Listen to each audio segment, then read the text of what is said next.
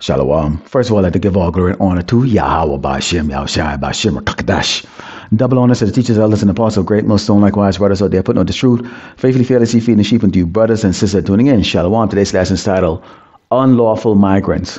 Esau is the real terror.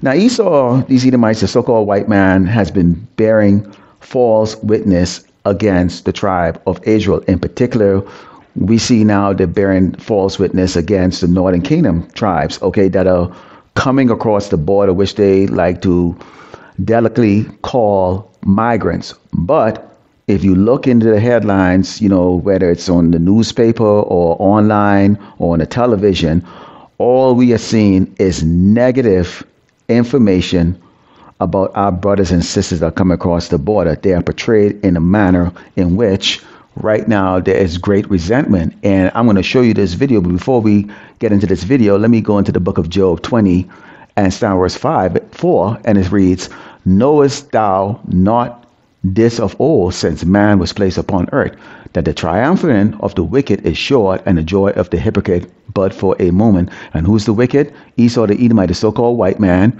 okay? And he is also a hypocrite. Now, you see the title here, Unlawful Migrants, because we're going to go into that, because the most terrorizing migrant ever to exist here in Great Babylon, America, is none other than the so-called white man. So let's take a look at this video, and you can get an idea of how Esau is trying to push, okay, this negative image of Yasharallah on the world.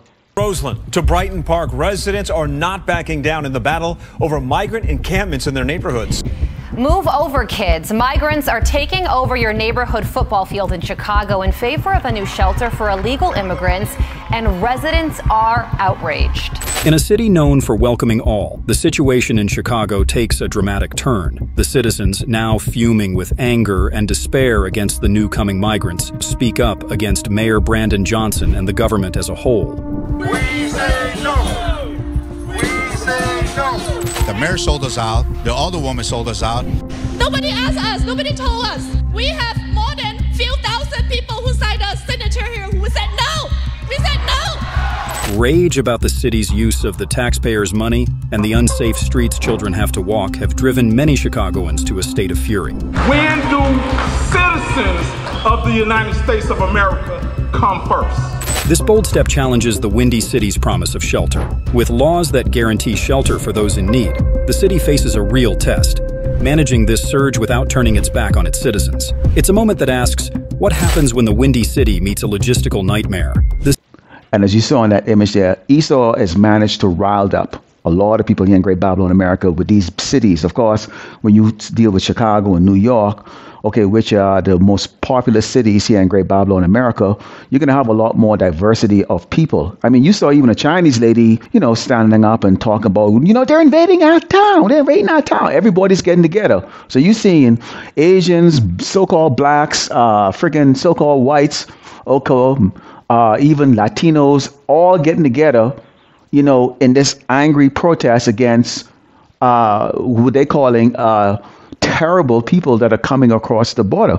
Okay, but what they're forgotten, okay, is who really is the terror. Okay, let's go into the book of Proverbs 21 and 12, and it says, the righteous man can wisely consider the house of the wicked, but power, God, overthroweth the wicked for their wickedness. Now, when you take a look at it, if you want to go back memory lane here, okay, we can see that Christopher Columbus came over here, and what did he do? Okay, he tricked the natives, okay, and we're talking from in the Caribbean and here on Great Babylon, America, okay, the tribe of Gad, okay, and eventually murdered them. He came over here uninvited. They have no talent. Okay, just sea-bearing murders, okay, begging for help, in which, our people gave them help, okay, treated their wounds, okay, the sickness that they had, and in return, what did this man do? Okay, he murdered the hands that fed him, okay, and these migrants, these Edomites, who are the true migrants here, okay, have done nothing but do what? Okay, rob, rape, murder, and pillage. They took our people, okay, the so-called blacks, okay, and made them slaves, okay, and also with the Latinos, okay? And we can see here what happened. Selling us, okay? Lynching us, okay? Burning us at stake, okay? This man, Christopher Columbus, was a murderer, okay? This is a migrant. And all these Edomites you see around us, they're all migrants. And they have that perpetual hatred for Yasharala, so-called Blacks and Americans and Latino. But what you're seeing they're doing right now is they're trying to turn that view of them, which they're not going to be able to accomplish that, because why? Again, I said, Proverbs 21 and 12, the righteous man wisely considered the house of the wicked. We are the righteous man. We are the watchmen of Yasharala. We're the one that's going to make the noise. We're the ones that's going to sound the trumpet. We're the ones that's going to go, no, Esau. No, that's not the way it is. This is the way it is. But power overthrow the wicked for their wickedness, because what? We are heralding the Malak to return real soon. Here, let's go into the book of Psalms. Okay, this is the book of Psalms 10 and start verse 7. It says, his mouth is full of cursing and deceit and fraud. On his tongue is mischief and vanity. He sitteth in the lurking places of the villages, in the secret places doth he murder the innocent. His eyes are privily set against the poor. He lied in wait secretly as a lion in his den. He lied in wait to catch a poor. He doth catch a poor when he draw them in his net. Now, they interview some of these migrants, and they'll say they came over here for a better life, a job or whatever case like that. Or at least it's when you hear the Biden administration talks about it, they talk about giving them money or trying to set them up in welfare so that they can get on their feet and be a contributing citizen here in Great Babylon, America. And we can see that what Jakes them are looking at, we're going to say the migrants who are coming over here, are looking at, is what they're seeing on television. Remember, Esau uses media, to coerce the whole entire world, into believing that this place is the land of milk and honey, when this place in reality is a land of terror, to the tribe of Israel, which is us so-called Blacks and Americans and Latino. We already bring on the history book. I mean, this man does not make it a secret to brag about his province, or his conquest, or his dominion over tribes on this earth, and in particular the tribe of Israel, or so-called Blacks and Americans and Latino. So what you see is this lifestyle right here, in which these Edomites are living on the blood, on the backs, on the bones, the souls, of Yasharala, and that's how they're able to walk around in such great pride, and in turn, these cursing and these deceit and these frauds is all about, we can do wrong, but if you even do some of the wrong that we do, we expose you and we make sure we justify our wrong, and we would take our wrong, and put it on you. So this man is always spinning things around. If he's the murderer, he would somehow become the one who is the innocent person. He's the one that justifies or play like he is the victim. And this is a strategy Esau has been using. And so here it is. Remember, everything that's going on this earth, the Lord orchestrates it. So he was the one that brought Esau over here to do what? To punish Yasharala. We were promised a punishment, The northern kingdom and the southern kingdom was promised a punishment. The southern kingdom was brought out of Africa, where we ran and hide, to come over here to serve our time in slavery, The northern kingdom, they were invaded by the Spaniards and the British, and the French, Hence you see the languages that we all speak, We speak, the Negroes, we tend to speak English, Some of us do speak French, down in Haiti, the Levites, but we had to face those judgments that the Lord Yahweh Shemashai says he would do. And the thing about it is this, is we know that this lies and deceit and this fraudulent images that they're putting out there in portraying the tribe of Israel, and particularly the northern kingdom, as criminals and robbers and doing bad things and infiltrating neighborhoods and making it all bad and all that stuff. Obviously, with the support of all the tribes here in Great Babylon, America, is going to be what it's going to be bringing on Jacob's trouble. But see, Jacob's trouble is actually a good thing. Jacob's trouble is a trouble of the 12 tribe of Israel here in Great Babylon, America. That's a great thing, because when we go into the book of Matthew 24 and verse 29, it says, immediately after the tribulation of those days shall the sun be darkened, and the moon shall not give her light, and the stars shall fall from heaven, and the powers of heaven shall be shaken. So these Edomites are going to be shaken under their power.